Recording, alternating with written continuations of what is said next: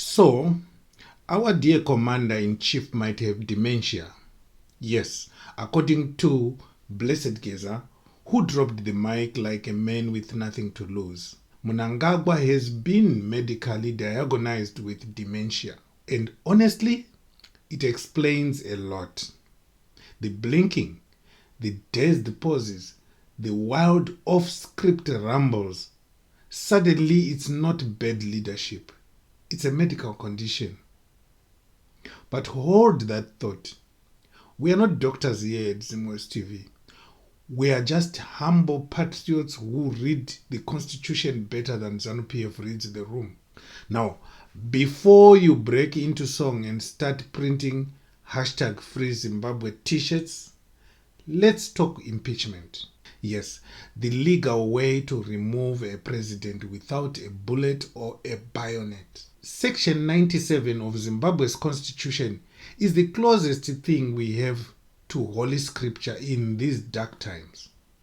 It says, a sitting president can be removed for serious misconduct, failure to uphold or defend the Constitution, willful violation of the Constitution, or just being physically or mentally unable to function. That last one has Blessed Geza's name written all over it. But trust me, even if Mnangagwa were mentally sharper than a razor blade, he still got a long list of reasons to be booted off the national stage like a bad Zora musician. Let's start with serious misconduct, which under the Mnangagwa administration sounds less like a crime and more like a key performance indicator. Gold mafia exposés? Check. Military running civilian departments? Check.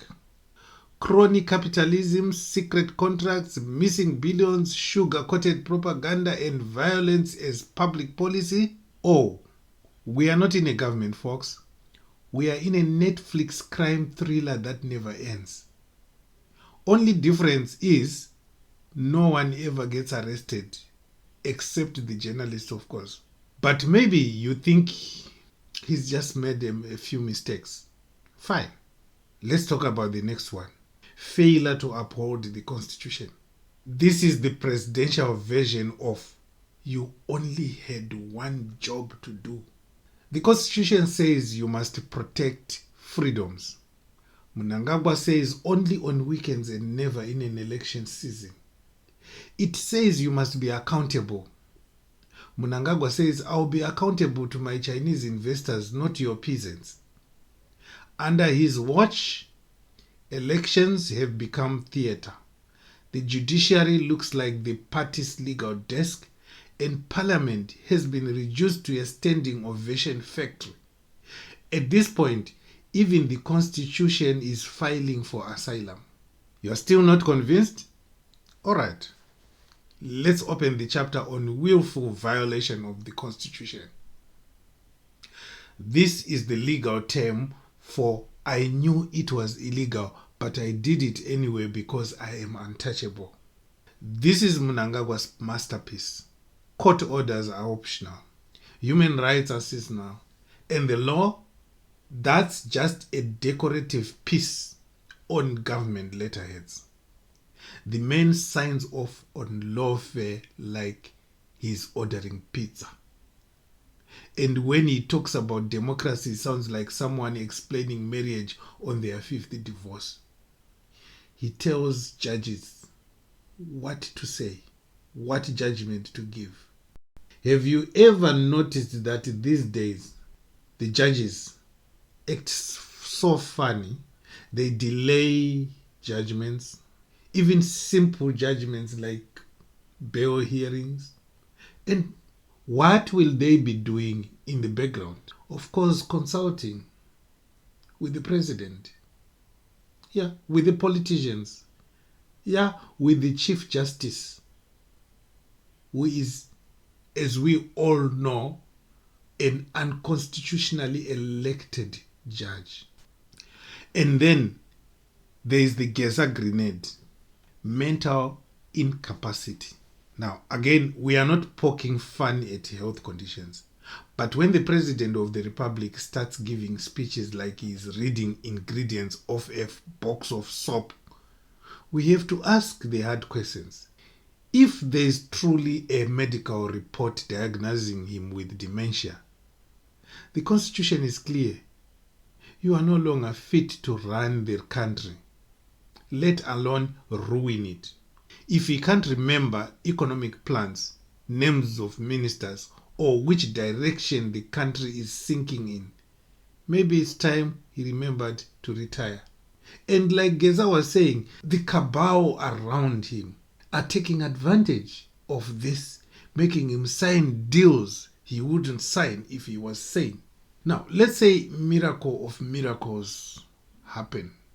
Then Parliament grows a backbone. Now that we are all on the same page, we all know Mnangagwa has to go. Whether it is mental incapacity or willful violation of the Constitution or failure to uphold the Constitution, all that is applicable to Mnangagwa. Now, let's say miracle of miracles happen and then Parliament grows a backbone. Here's how the impeachment is going to work. So we're going to give you a step by step of the processes that should take place in Parliament before he is impeached. Step 1. The Senate and National Assembly will hold a joint session and vote to start the process. Just a simple majority is needed, which means 50%. That's it. Step 2. They appoint a 9-member committee to investigate the charges. Step 3. If the committee finds that, yes, our scarf-wearing strongman is either corrupt, dangerous, or dazed, then Parliament votes again. And this time, a 2/3 majority is required.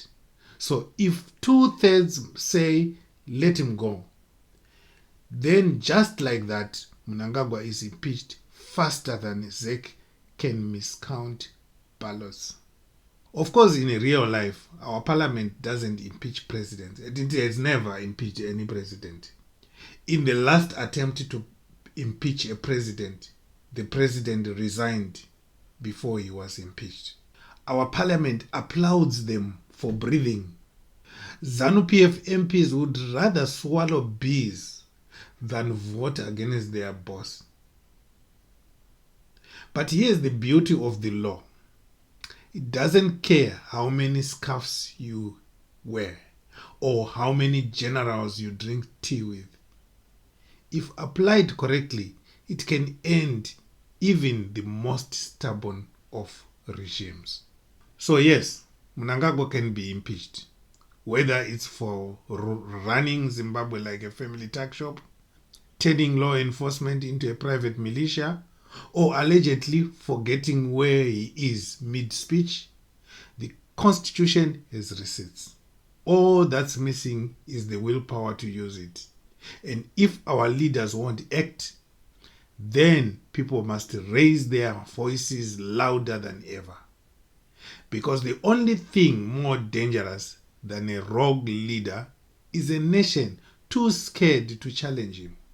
And remember, this is Zimwaves TV, where we don't just break the news, we drag it across the floor, expose it, laugh at it, and give it back to you in full color. Subscribe now, because while they can rig elections, they can't rig your conscience.